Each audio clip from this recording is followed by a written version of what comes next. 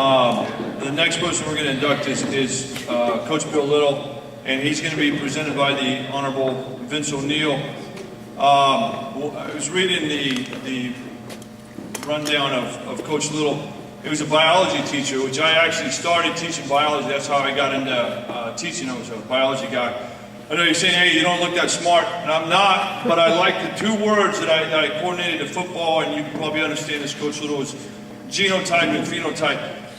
It looks great on the board, and you can see all the X's and O's, but can you actually physically get the play done, the physical manifestation of the play? And that's what I thought about this when I was like, hey, he's a biology teacher, and he was an assistant football coach like myself. I like this guy.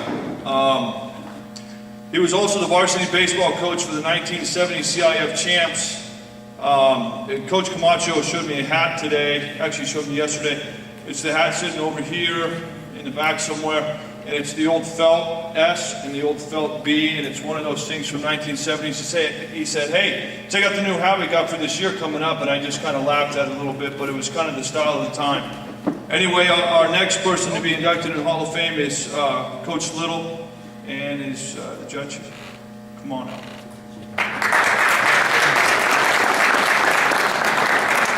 Thank you very much. Ladies and gentlemen, good evening.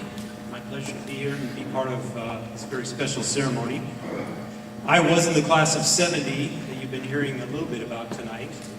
And it was, if I recall correctly, the fourth freshman class in the history of the school, the first time that there were 4 classes at once in the school when we started. Like Jerry Stone, I had just moved to town, and there are a lot of connections that come to mind as you sit and listen to some of the comments tonight. But I also was welcomed by Mark Stevenson just by a small gesture that I have never forgotten. And it was either the first or second day of school. You have the half day, and guys are going up to Royal Verde Park to play touch football. And I'm not part of the football program, but I want to go with the guys and play whatever game they're going to be playing in Royal Verde Park. And Mark kind of picked me out of the crowd, threw me a touchdown pass, and immediately feel part of the group.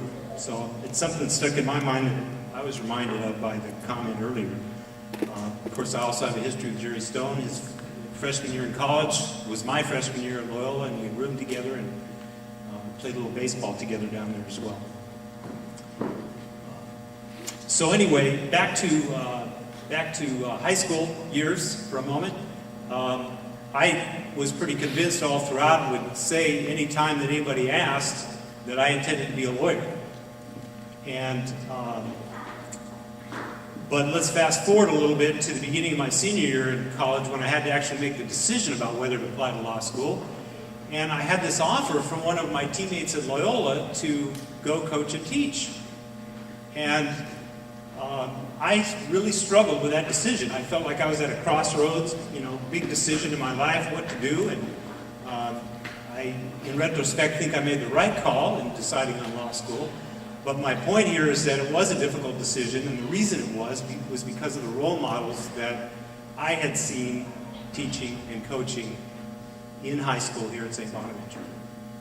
And the one that I was most exposed to in terms of frequent contacts, etc., was Coach Bill Little. And like every student, I believe, through that time period when he was here, he was my biology teacher. And I had 3 years of varsity baseball with him as well. And so that is the type of experience that I think a lot of us had here with all the gentlemen that are being inducted tonight. But in my particular case, primarily with Coach Little in terms of the time that we spent together, both in class and on the field.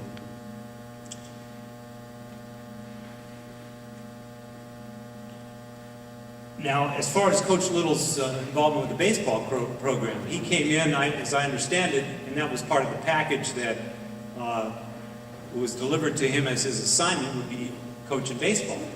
And whether or not it was an afterthought in anybody's mind, it certainly was not taken as such by Coach Little. He like everything else, like preparing for his classes, like preparing for his football coaching role, he did the same for baseball. He attended clinics, he got organized, and there was no doubt in any of our mind, although we didn't really realize at that time how few years separated them and us in age, no doubt who was in charge of the baseball program at that time. We would meet for lunch in his classroom on game day. And we'd be presented with a sheet of paper, and it would have the lineup for the day, including who's coaching first and third bases. And it would have a little note, personal note from the coach, motivational note on it, and it would have whatever other information that he thought might be helpful. And one of them that was handed out, I think by him back in our baseball reunion in May, involved the then arch rival San Ynez game, the first time we played them, our senior year, I believe it was. And on top of the sheet is revenge, exclamation point.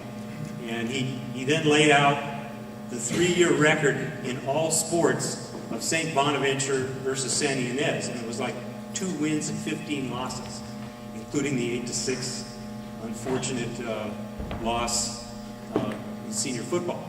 And long story short, we went out that day and Jim Simonich pitched a 5-hit shutout against San Ynez. So he's able to motivate, able to communicate extremely well to us, perhaps partly as a result of the fact that we really weren't all that far apart age-wise. He also could be tough when necessary. Was it that 17-0 Channel Islands loss that we just got our butts kicked in terms of having to run and doing everything else? There were other games where he didn't like performance, and we're running after the games out in the outfield. And after every practice, fog, light rain, whatever the case might be that time of year, we're running sprints, doing relay races. He got us in shape, he motivated us, and had a game plan. And speaking of the game plan, it probably would be described by most people now as small ball. Fast guys bat first. Then come Stone and Stevenson to knock us in and set the plan, let us know what it was, and then, as Jerry's fond of pointing out, trusted his players. Trusted their skills, did not try to micromanage the situation.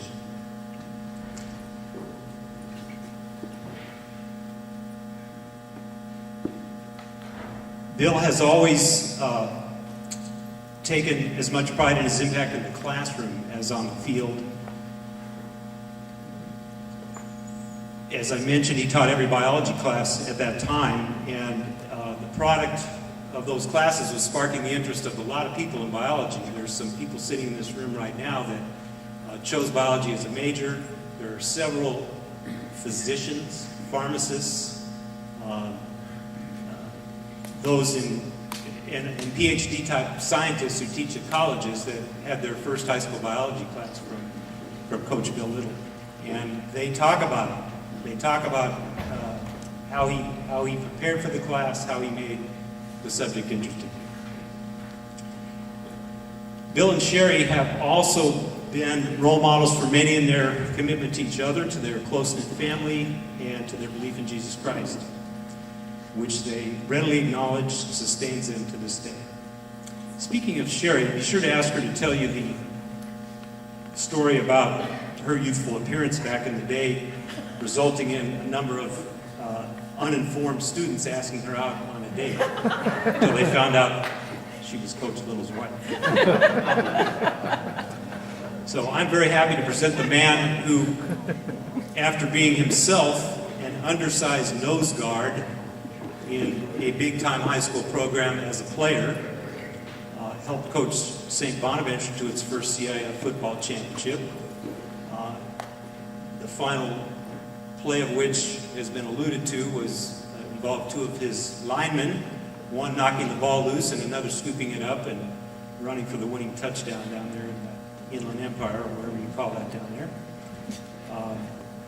I'm pleased to introduce the same man whose 4 years coaching baseball at St. Bonaventure High School produced at least 4 Division I college baseball players and one well-known pro baseball player, Jerry Stone, who's here tonight, of course.